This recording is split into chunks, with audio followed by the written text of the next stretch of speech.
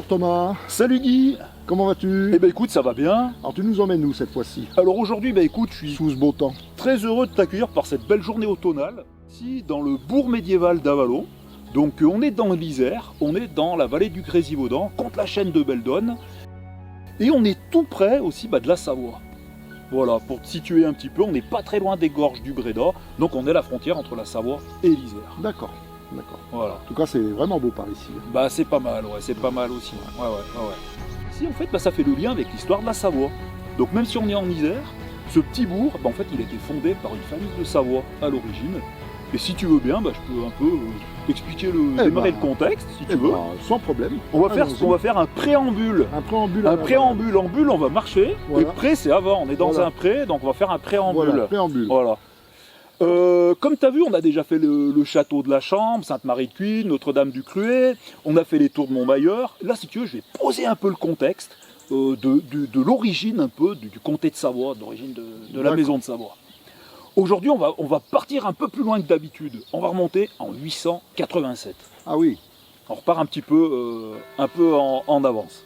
En 887, dans la région du sud de la France, dans la région de Saint-Tropez, on a des musulmans qui arrivent, probablement d'Al-Andalus, de l'Espagne musulmane. L'Espagne qui était musulmane pendant près de 800 ans, de 711 à 1492, depuis Tarek ibn Ziyad jusqu'au dernier des émirs d'Al-Andalus, qui est Mohamed, je crois, ibn Abdallah, 12e du nom. Et donc en 887, on a des musulmans qui arrivent près de Saint-Tropez, dans un endroit qu'on appelle le Fraccinet, près de la gare de Fresnay, et qui vont s'installer. Qui vont fonder un petit peu une zone musulmane dans cet endroit-là. Donc il y a une ville qui s'appelle Ramatuel, et son nom viendrait de la langue arabe Ramatullah, qui veut dire la miséricorde d'Allah, la miséricorde de Dieu. D'accord. Et après cette implantation, les musulmans vont remonter les Alpes, vont peu à peu conquérir la chaîne des Alpes pour aller jusqu'en Suisse. Voilà. Donc cette présence musulmane, elle a duré à peu près de 887-890 jusqu'à 960 pour certains, et d'autres diront même jusqu'en 973. En 906, alors il y a Francis Trac, c'est un monsieur qui a écrit un livre super intéressant sur Bessan, sur l'histoire de Bessan. Il y a une feuille qui passe par là. Ouais, c'est l'auteur. Francis Trac, il a écrit un livre sur l'histoire de Bessan et il nous parle que selon lui, la cohabitation avec la présence musulmane au Xe siècle se passait de manière pacifique. Après, il y a des moments aussi où il y a eu un peu des conflits. Donc il y a eu ce qu'on parle de l'incendie de l'abbaye de Novalaise en 906. Voilà pour situer un peu le contexte. Tout près d'ici coule la rivière, je disais tout à l'heure, le Bréda. Et le Bréda, tu as vu, c'est une rivière qui coule dans des gorges. Elle est assez fraîche, cette rivière, elle est assez froide. Elle descend des lacs des Sept-Lots qui sont à 2000 mètres d'altitude. Et donc il descend en cascade. Et donc, Bared en arabe, ça veut dire la froide. Donc ce serait possible que le nom Bréda trouve son origine dans la langue arabe Bared, qui veut dire froide, la rivière froide. Voilà. Donc ce contexte, avant l'an 1000, il y a donc des invasions, il y a aussi des invasions des Hongrois qui viennent un petit peu dans les Alpes, il y a aussi ils font aussi des pillages, des choses comme ça. Donc toute l'histoire de la Savoie, les légendes, il y a des légendes qui s'inspirent un peu de cette période sarrasine, de cette période où il y avait les Hongrois, et même les Hongrois, des fois, ça va devenir les ogres dans certaines légendes locales. Voilà un peu ce qu'on peut dire en introduction. Je regarde mes notes un petit peu. Oui, bien sûr. Et puis, à partir de l'an 1000, donc on a des chevaliers chrétiens qui vont reprendre un petit peu position dans les montagnes. Et donc c'est là que trouvent un petit peu leur origine toutes ces familles un peu nobles de Savoie, donc les Lachambre, les Miolans, les Montmailleur, les Avallon aussi, et bien sûr la famille de Humbert Ier au Blanchemin, qui va devenir donc les comtes de Maurienne, puis les comtes de Savoie et duché de Savoie en 1416. Donc voilà un petit peu pour situer le contexte. Toutes ces familles de Savoie, elles font un petit peu allégeance au Saint-Empire germanique. C'est pour ça qu'on retrouve un peu le symbole de l'aigle, que ce soit dans le drapeau de la Maurienne, l'aigle noir sur fond jaune avec la tour de Bérold, en Tarente, et aussi le blason de la famille d'Avallon, qui est un aigle blanc sur fond rouge avec deux têtes. Là, on entend un coq. Ouais. Et il est d'accord avec ce qu'on dit, je pense. Il y avait même une grenouille tout à l'heure. Voilà. Donc on est dans un endroit assez sympa. Il y a des oiseaux, il y a des coqs, il y a plein de choses. Donc, parmi ces familles savoyardes, qui commencent à tenir un peu des positions, on a la famille d'Avalon. Je laisse parler le coq, c'est important.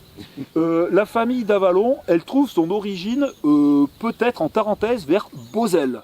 Alors, la commune de Beauzelle, elle a le même blason qu'ici, qu'à Avalon. C'est le blason rouge avec l'aigle blanc à deux têtes, pour Beauzelle. Beauzelle, on trouve une tour sarrasine. Donc une tour sarrasine, mais qui serait plus récente que la période musulmane du 9e, 10e siècle, qui serait peut-être du 12e. Mais on dit la tour des Sarrasins, donc il y aurait une origine peut-être aussi avant de présence musulmane, on ne sait pas trop. Et puis le nom Tarentaise viendrait de Dar Antazia. Ça a donné même le nom de la ville de Moutier. Dar, en arabe, c'est dire la demeure. Donc bon, est-ce qu'il y a des origines ou pas? Enfin, en tout cas, il y a plusieurs éléments qui posent question. Cette famille d'Avalon sont donc co-seigneurs de Beauzelle. Ils sont aussi seigneurs de Esserblay, de Blay, précisément, sur la commune de Esserblay en Tarentaise. Il y a d'ailleurs, qu'est-ce que j'ai noté? Il y a un château à Blay qui est intéressant, voilà, qui est peut-être privé, je ne sais pas, mais qui a une histoire aussi, le château de Blay ou le manoir de Blay. Et puis ils sont également seigneurs de Saint-Paul-sur-Isère, où là ils avaient une maison forte.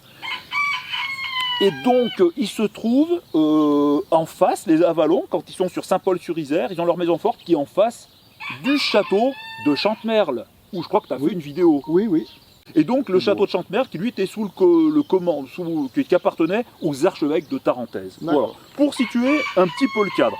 À partir de là, les Avalons, donc on a vu, ils sont bien présents dans la vallée de la Tarentaise, donc c'est une famille qui s'impose un petit peu dans ce comté de Savoie naissant. Eh bien, ils vont descendre, ils vont suivre la vallée de l'Isère, sans doute, c'est une hypothèse, et ils vont venir s'installer ici, en Grésivaudan, dans ce bourg médiéval, autour peut-être de l'an 1000. Donc les musulmans sont partis, il y a ces familles chrétiennes qui s'installent un peu, ces chevaliers chrétiens, et donc on pense qu'au départ, il y a une motte castrale qui est érigée juste derrière, avec une tour en bois, voilà, une motte castrale autour de l'an 1000, voilà, et donc il y a le fossé qui est réalisé, sans doute dans la deuxième partie du XIe siècle, donc après 1050, il y a le fossé autour de ce qui va devenir la tour d'Avalon. Et puis maintenant, on a donc le pouvoir politique local qui est posé, en accord avec le pouvoir politique médiéval central, et puis il y a le pouvoir religieux aussi. Donc là, on va parler, si tu veux bien, on va aller découvrir, pour commencer, un monument assez ancien, qui s'appelle le prieuré Saint-Jean-Baptiste. D'accord. Donc si ça vous intéresse, on va aller visiter ce bourg d'Avalon. Et puis, en sachant que tous ces bâtiments qu'on va voir, c'est tout sur des propriétés privées. Donc on pourra pas... En partie, on ne peut pas forcément aller à l'intérieur, on regarde, on va être obligé de limiter les choses parce que... Voilà, on ne peut pas filmer non plus les propriétés des gens, donc c'est ça. On filmera les rues, les murs les murs extérieurs. Voilà. Le bourg d'Avalon, par rapport à l'autre fois, si vous avez regardé la vidéo sur les tours de Montmailleur ou sur les seigneurs de la Chambre, les tours de Montmailleur, c'est un village médiéval qui a été un peu abandonné après l'époque médiévale, donc on peut y aller. C'est un site qui est public. Le bourg d'Avalon, ça fait 1000 ans qu'il existe. En fait, on a des choses qui datent de l'an 1000, quasiment ici, presque. Et puis ça a évolué. Donc on a encore des gens qui y vivent aujourd'hui, là, en 2024. Donc on est sur un bourg médiéval avec tous les agencements qu'il y a eu jusqu'à l'époque d'aujourd'hui. Voilà, pour situer. Bon, bah écoute, on va attaquer. On va y aller. C'est une promenade. Et bah c'est parti. Allez. Voilà. Vous nous suivez, on y va. Go, on bouge, c'est parti, go. Bon, bah Thomas, là on est donc sur la commune de Saint-Maximin, donc c'est l'église là-bas. Exactement. Voilà. Donc ça c'est le cœur du village qui est plus récent, plus moderne par rapport au bourg médiéval qui est derrière nous et qu'on va aller visiter. Il y a eu des évolutions au cours du temps, c'est un village qui a évolué depuis l'an 1000. Donc là, Thomas, on voit un bout du prieuré. Hein. Exactement. Voilà. Prieuré Saint-Jean-Baptiste. Prieuré Saint-Jean-Baptiste. Donc on va faire le tour. Donc là, on va monter dans la rue du prieuré. On va faire le tour de ce village. Qu'est-ce que tu peux nous dire sur ce prieuré? Alors, comme je disais, comme tout bon seigneur chrétien qui se respecte, donc la famille d'Avalon, eh bien à chaque fois, il y a le pouvoir politique, il y a le pouvoir religieux. On avait vu sur la vidéo à la Chambre, par exemple, il y a le couvent des Cordeliers, donc il y a toujours le pouvoir politique, les seigneurs de la Chambre. il y a le couvent des Cordeliers. Ici, la famille d'Avallon vont faire en sorte, je crois que c'est Didier d'Avallon, qui va autoriser les moines de Cluny à fonder un prieuré ici. Ce prieuré est mentionné dès 1095 par le pape Urbain II, qui va faire un peu le point de tous les biens appartenant en fait aux moines clunisiens, puisqu'en fait Urbain II se prépare pour la croisade. Et comme il se prépare pour la croisade, il va faire un peu le point sur tout ce que les moines de Cluny possèdent, et donc on a la preuve, la trace que ce prieuré existait en 1095. Mais on sait qu'il était déjà mentionné dès 1080. Donc c'est un monument qui est ancien, qui est très ancien. On va en faire un peu le tour. Exactement. Pas complètement puisque c'est privé. Hein. On ne peut pas tout voir, mais on va regarder une petite partie. Voilà. Ouais.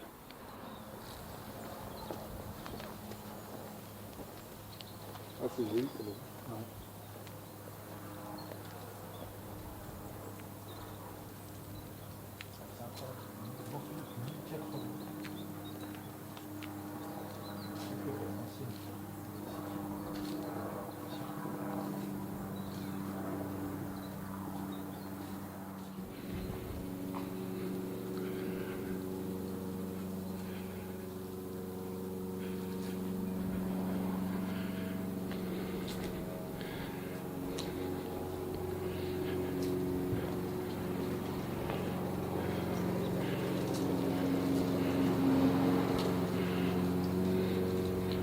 Là, la porte est de quelle époque, tu dis? Alors la porte est très ancienne. Donc c'était, comme je disais, c'était un prieuré clunisien, donc qui est mentionné dès le XIe siècle, donc dès 1080, puis rementionné par le pape Urbain II en 1095. Alors je ne sais pas si la porte elle est du XIe, mais dans tous les cas, le prieuré lui est mentionné dès le XIe. D'accord. Donc en fait, les moines de l'abbaye de Cluny, en fait, Cluny c'était un gros pôle spirituel chrétien en France au XIe siècle, à ce moment-là, en Europe même, au XIe siècle. Donc qui a été fondé par Pierre le Vénérable, il me semble. Et donc c'était des moines qui vouaient leur vie à Dieu, donc il y avait la prière, la méditation, la lecture, les chants liturgiques, l'ascèse aussi, et qui obéissaient au pape. Voilà pour décrire un petit peu les lieux. Donc on voit que le bâtiment a été remanié plusieurs fois. Par exemple ici on voit que la porte elle était plus large à l'origine.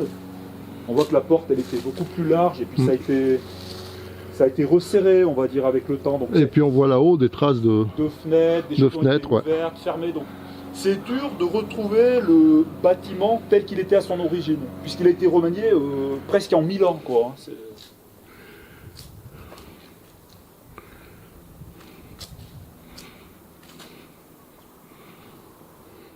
Ouais, ça a l'air d'être aussi ancien. Hein. Ouais. C'est juste en face du prieuré. On est dans la rue du prieuré, ouais. Dans le bourg médiéval d'Avallon. Alors je m'excuse quand même d'avance si des gens reconnaissent le lieu et qui sont du coin. Hein. J'espère que vous ne nous en voudrez pas d'avoir filmé tous ces lieux. D'ailleurs sous les maisons, on peut voir l'ancien mur, l'ancienne enceinte du chef. L'ancien rempart. L'ancien rempart du bourg, ouais. Donc c'est un bourg qui date de l'époque médiévale, mais qui a évolué jusqu'à l'heure actuelle, au XXIe siècle. Donc il y a des restes du rempart qui datent je crois du XIIIe siècle. Il y a des restes du rempart du XIIIe siècle, et puis il y a des maisons récentes qui datent du XXe siècle. Donc on va se rapprocher un petit peu de certaines façades qui sont assez anciennes. Et c'est vrai que dans ce village de Saint-Maximin, vous avez une vue, mais c'est incroyable. Magnifique. Là, on a les gorges du Bréda qui coulent là-dessous. Et puis au loin, là-bas, on a les tours de Chignin. Et on est vers là-bas, vers Chambéry, donc capitale des comtes de Savoie et capitale des ducs de Savoie. Ici, le château des Marches. Donc le château des Marches, eh bien, qui a été construit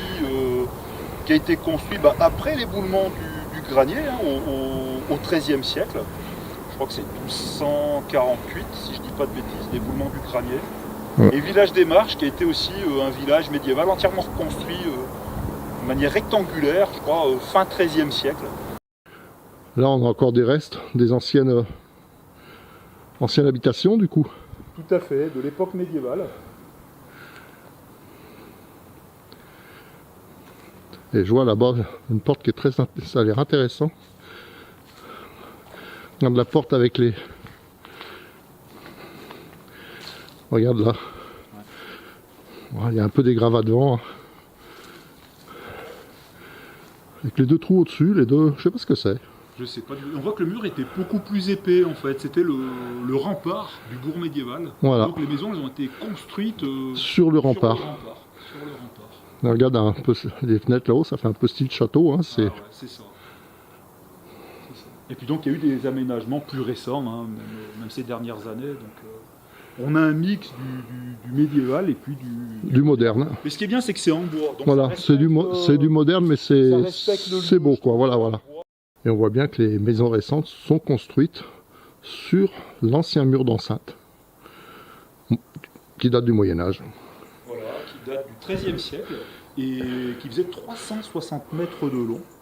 Et qui ont gardé la forme d'ailleurs de ce mur. Hein, c'est circulaire. Les maisons récentes sont construites vraiment sur l'ancien mur. Donc dans le village en fait d'Avallon, il y avait donc deux maisons fortes. Et donc en fait, comme je disais, l'habitat il a évolué au fil du temps. Donc il y a des choses qu'on voit que c'est vraiment médiéval, des choses qu'on a du mal à reconnaître parce que ça évolue au fil du temps. Au fil du temps, ouais. Voilà. En tout cas, ces petites rues sont bien sympathiques. Ah, c'est beau. Hein. Ouais. Et puis tu es abrité du vent. Comme les maisons sont un peu, les rues sont un peu serrées, donc du coup ça casse un peu le vent. Ah ben, on va continuer. Et ben allez, c'est parti.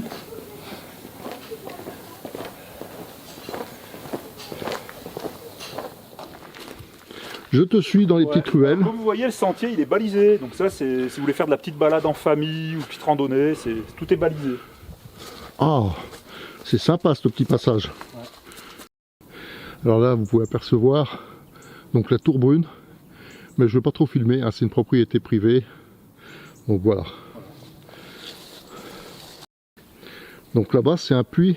Alors c'est un puits qui date de l'époque médiévale et donc que l'on peut retrouver sur le plan ancien, où on retrouve la tour d'Avallon, où on retrouve la tour brune, on retrouve tout ça. Et donc c'était l'accès à l'eau pour les gens du village, voilà, à l'époque. Bon, alors d'ici on commence à voir la tour d'Avallon. Hein. La tour d'Avallon, où on va aller dans un petit moment. Hein. Et on va aller se diriger maintenant, on va y aller dessus. On va y aller dessus et je vais expliquer encore des petites choses par là-haut. Allez, c'est parti, on y va.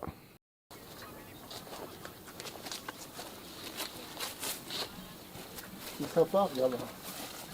Tout ça, donc, ça date de l'époque médiévale. Exactement. Là, on est au Moyen-Âge ici, là. Exactement. Voilà.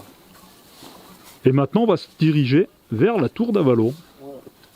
On la voit bien, là.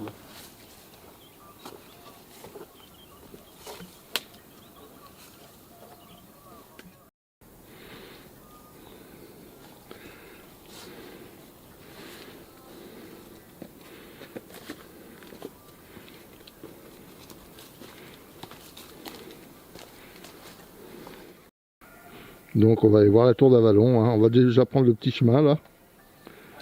Petite balade par là. Ah, d'ici elle est sympa la tour. Ouais. Hein. Alors on sait que avant 1132, donc au XIIe siècle, il y a un donjon en pierre qui est construit à l'emplacement de l'ancienne tour qui était en bois.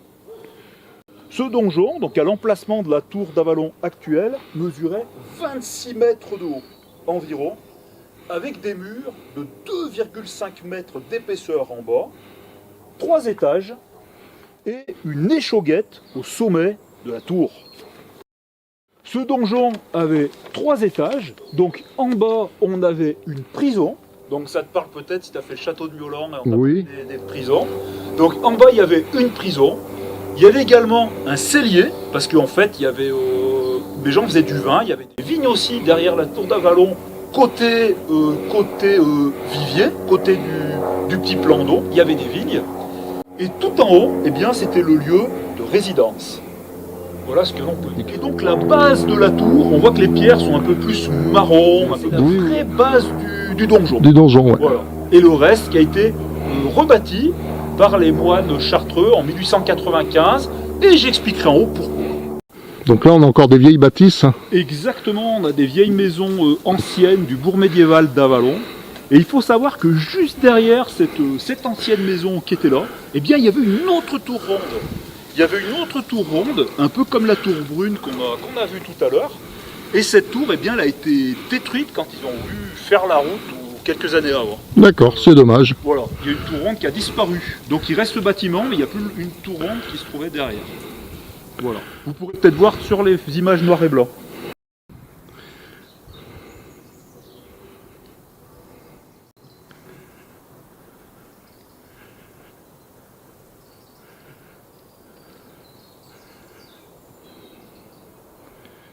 Alors là, j'avance vers la tour d'Avallon.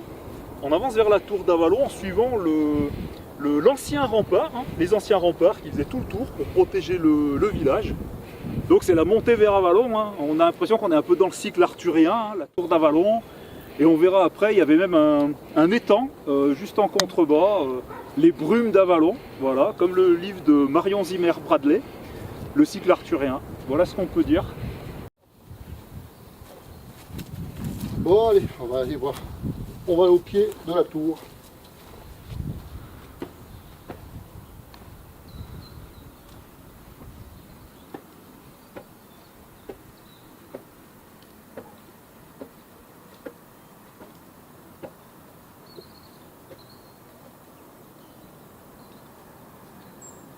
Elle est magnifique, majestueuse cette tour. Bon ben voilà Thomas, on est arrivé au pied de la tour. Exactement, derrière nous la tour d'Avallon, la tour aussi appelée Saint-Hugues. Saint-Hugues. Voilà. D'accord. Donc je t'expliquais juste avant qu'on arrive qu'en fait, donc c'était les moines chartreux qui avaient reconstruit cet ancien donjon en 1895-1896 pour fêter la mort de Hugues d'Avallon. Donc Hugues d'Avallon, c'est l'un des personnages les plus connus de la famille d'Avallon. Il est né en 1140. Il est né en 1140 ici. Ouais. Donc il est issu de la famille d'Avallon et c'est quelqu'un qui va se faire moine chartreux. Il va se faire moine chartreux donc dans la grande Chartreuse, juste dans la chaîne de Chartreuse en face. Mais il est surtout connu parce qu'en fait il va s'engager dans cette carrière ecclésiastique et donc il va partir en Angleterre. D'accord. Il va partir en Angleterre et donc du coup il était évêque de Lincoln en Angleterre. Ouais. Et donc il est mort en 1200. Il est mort en 1200 et donc c'est pour les 700 ans de sa mort que les moines chartreux vont faire reconstruire ce donjon. Donc il reste les bases du donjon derrière. Ouais. Et donc ils vont rajouter cette chapelle. Donc on a le symbole des moines de Grande Chartreuse, hein, la terre avec la croix. Ouais. 1896. Et donc ils vont bâtir cette tour un peu en commémoration pour les 700 ans de la mort de Saint-Hugues. Saint-Hugues. Voilà. Donc le sommet a été fait beaucoup plus tard alors. En fait, toute la tour était dans les années 1895, 1896. D'accord. Avant 1895, il reste que la partie nord-est du donjon, Voilà. qui se trouve derrière la chapelle.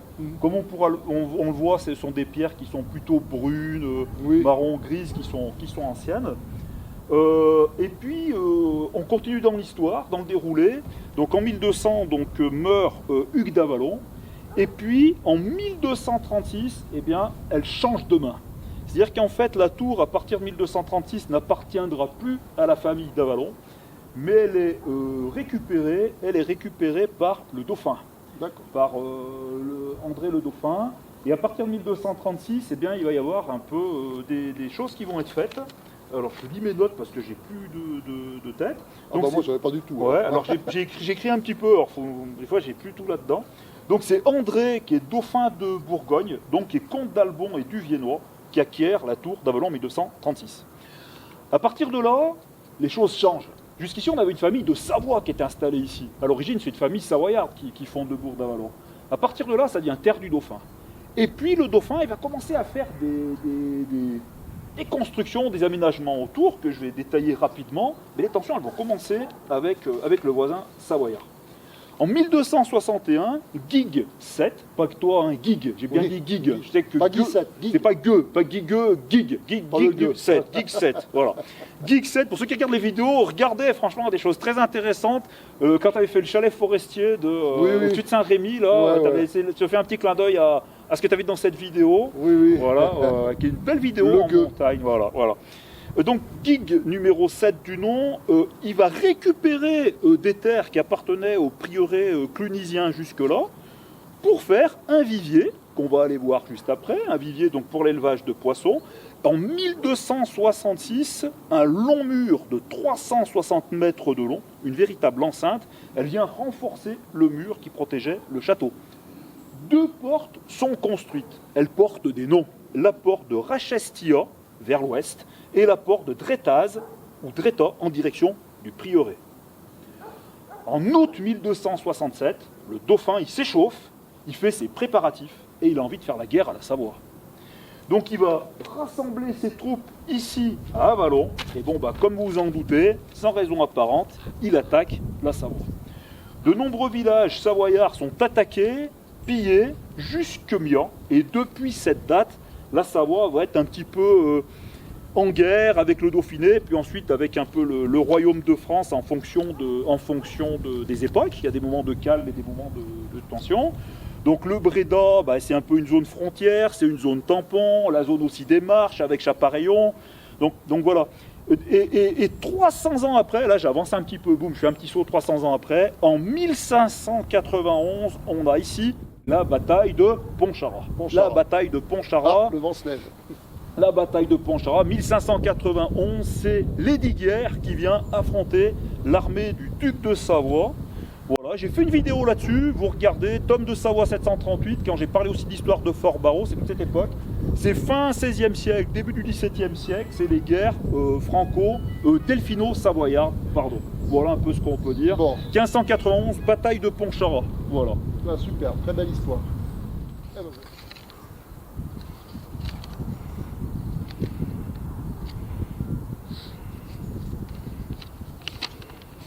Toi. Donc là, Thomas, on voit bien la différence entre l'ancien donjon et les nouveaux.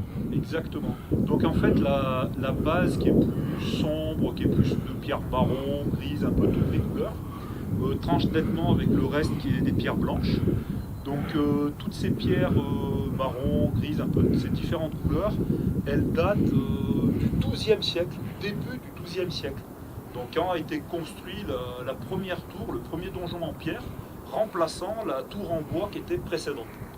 Et par rapport aux pierres blanches, là on est fin 19e siècle, on est en 1895, donc c'est des pierres blanches qui ont été choisies par les moines chartreux à ce moment-là. Donc on a, voilà, c'est pas qu'on a cette différence de couleur en fait, de coloris dans la tour. Voilà. L'entrée est vraiment belle.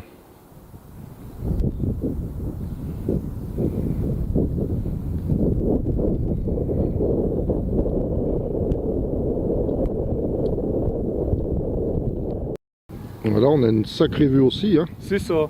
Donc le château d'Avallon, il avait une place stratégique très importante au Moyen-Âge, puisqu'en face de nous, on a au niveau de la commune de la Chapelle-Blanche, où l'église elle est blanche, on ne peut pas la louper. Ouais. On a la colline de Montréan, et donc dans le prolongement, il y avait une ancienne voie, peut-être voie romaine, et dans le prolongement, on avait donc les taux de Montmailleur. Voilà. Nous sommes allés il n'y a pas longtemps. Ouais. Et sur la droite, dans le lointain, on a une petite bosse à gauche du pylône électrique, je ne sais pas si on voit le pylône électrique, dans le lointain, qui est au-dessus de la rochette, c'était le château de l'Huile. D'accord. Voilà, il reste plus grand chose. Et sinon, juste ici, pour revenir au bourg d'Avallon, juste ici, à côté de cette ancienne maison, ici on avait une vieille tour ronde, ici, là, où il y a à peu près le panneau sens interdit, à ce point-là. On avait une tour ronde qui ressemblait un petit peu à la tour brune. Voilà. Donc vous pouvez voir sur la photo en noir et blanc. Et puis bon, bien sûr, il y a eu des changements, il y a eu des aménagements successifs. On avait, et là tout aussi, ça c'était une maison médiévale qui a été refaite. Qui a été refaite, ouais, d'accord. Et puis ensuite on va descendre, on va aller voir le vivier. Voilà. Et là en contrebas on avait des vignes. Là-dessous on avait des vignes sous la tour, on avait tout plein de vignes dans ce coin-là. Et puis en bas on avait le bassin à poissons. Bon, voilà Thomas, là. la balade se termine. Exactement. Merci Toute bonne de chose a une fin, comme on dit. Merci de m'avoir emmené dans ce sympathique lieu. Hein. Avec plaisir. Vraiment Avec beau, hein, plaisir. c'est vraiment sympa. Hein. Joli comme tout. Avec plaisir. Et dire que c'est un lieu, comme tu dis, qui a depuis le Moyen-Âge, Qui est chargé d'histoire. Qui est toujours habité. C'est ça, et qui a eu peut-être une présence depuis l'Antiquité. On ne sait pas s'il y avait les Allobroges, s'il y avait, on a dit, peut-être les Sarrasins, enfin, voilà, qui a toujours été occupé. Et puis depuis 1000 ans, en continu, depuis autour de l'an 1000, on sait qu'il est habité en continu. Donc un site médiéval qui a évolué, il y a des restes de choses qu'on a vu encore là, peut-être un jardin, enfin il y a des choses. Et puis des choses qui datent récentes, et puis des choses qui datent d'il y a 1000 ans. Voilà. Tout est imbriqué. Voilà. Bon, c'est pour ça que j'ai pas pu vraiment bien filmer parce que c'est. Faut pas tout montrer, parce qu'il y a des parties qui sont privées. Voilà, c'est privé. Donc montre qu'on peut montrer sans. On va pas rentrer chez les gens. Voilà. Voilà, bon bah Thomas, on se retrouvera pour une prochaine aventure. Bah avec plaisir. Alors je pense au château de Chantemerle. Et bah pourquoi pas. Pourquoi pas. J'ai déjà fait une vidéo, mais là ça sera plus complète avec ton savoir. J'expliquerai 2-3 choses, je sais pas grand chose, mais l'histoire des archevêques de Tarentaise qui ont construit ça et tous ces pouvoirs temporels, religieux à l'époque médiévale. Bon, bah on se retrouvera là-bas alors un de ces jours. Et ben Guy, prends soin de toi, c'était un plaisir encore. Voilà. Si vous voulez regarder mes vidéos sur les bornes frontières, c'est Tom de Savoie 738. Voilà. Je fais plus trop de vidéos actuellement, mais si vous voulez vous cultiver sur l'histoire, découvrir, connaître, cultiver, c'est un bien grand mot. Sur l'histoire de la frontière entre la Savoie et l'Isère, comme à Vallon, c'était un peu ça. Vous regardez sur ma chaîne YouTube, Tom de Savoie 738. Et puis, laissez un petit pouce bleu si vous avez trouvé vers le haut, bien. Mettez des commentaires, regardez les autres vidéos de Guy, elles sont sensationnelles, même des vidéos anciennes, franchement, il y a des très belles vidéos, regardez, ça vaut le coup, abonnez-vous à sa chaîne, c'est pas encore allez voir fait. sa chaîne aussi, vous allez voir, c'est intéressant. Merci beaucoup. Ça relie un peu ce qu'on fait là. Voilà, c'est un peu... Bon, allez Thomas, on est parti. Allez, c'est parti, prenez soin de vous, à la prochaine, ciao ciao.